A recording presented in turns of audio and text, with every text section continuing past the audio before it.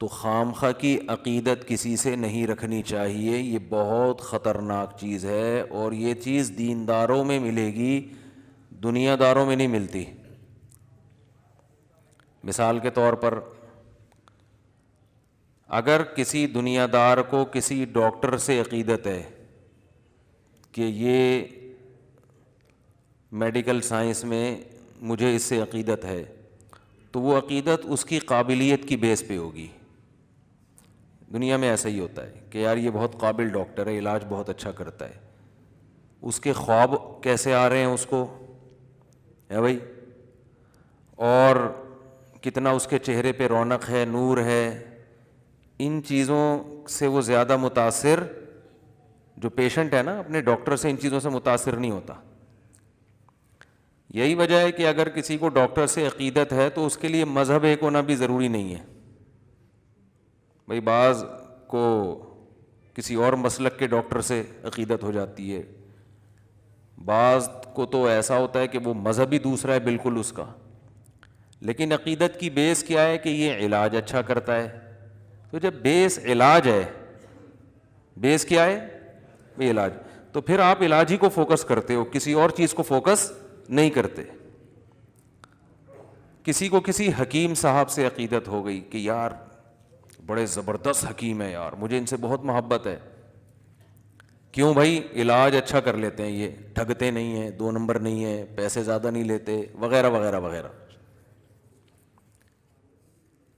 تو عجیب بات ہے کہ دنیا کے معاملے میں تو ہم سب کا اصول یہ ہے کہ جس بیس پہ عقیدت ہے، جب تک وہ بیس اس میں ہوگی تو عقیدت بحال رہے گی، وہ بیس ہی ختم تو عقیدت بھی ختم۔ لیکن دنیا دین کے معاملے میں عجیب ہی الٹا سیٹ اپ چل رہا ہے۔ آپ کو کسی بزرگ سے عقیدت ہے، بھائی عقیدت کیا ہے؟ بزرگ ہیں یہ، بزرگ کی ڈیفینیشن کیا ہے؟ نیک ہیں، تو نیک کی ڈیفینیشن کیا ہے؟ یہ سب چیزیں 2 اور 2 4 کی طرح واضح ہیں نا۔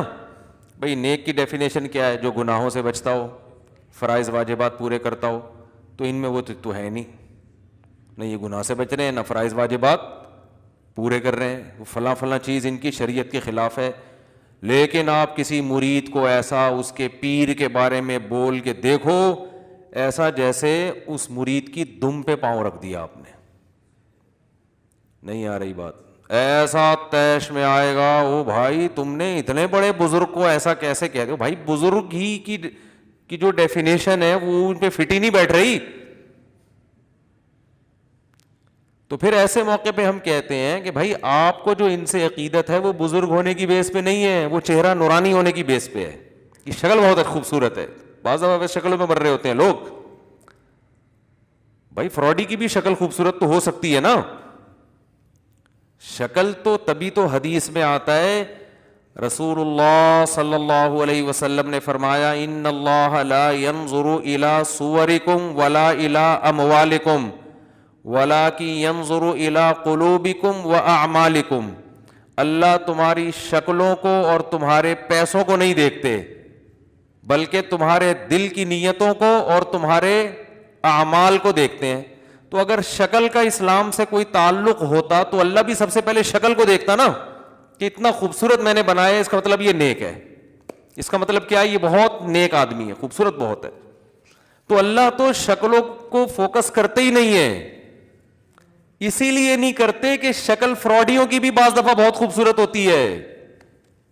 یار کیسے سمجھائیں، بس یہاں تک اب مشکل باتیں شروع ہو گئی۔